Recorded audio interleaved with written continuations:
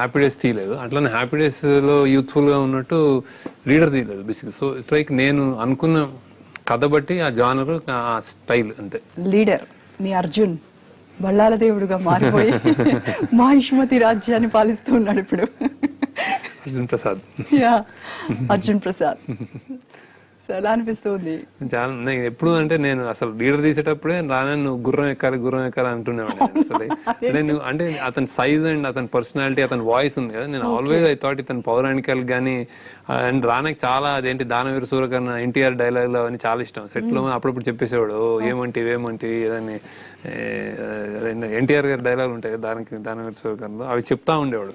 So I'm like అప్పుడే అనేవాడు నేను చాలా గుర్రం ఎక్కితే బాగా towering personality and voice. So అలానే అయింది అది బేసిక్. సో నేనేం సర్ప్రైజ్ అవ్వలేదు. ఐ థాట్ అదే రాజమౌళి గారి చేతిలో పడ్డారంటే ఇంకా అసలు అది ఇంకో లెవెల్లో ఉంటుంది హీరోయిజం అని.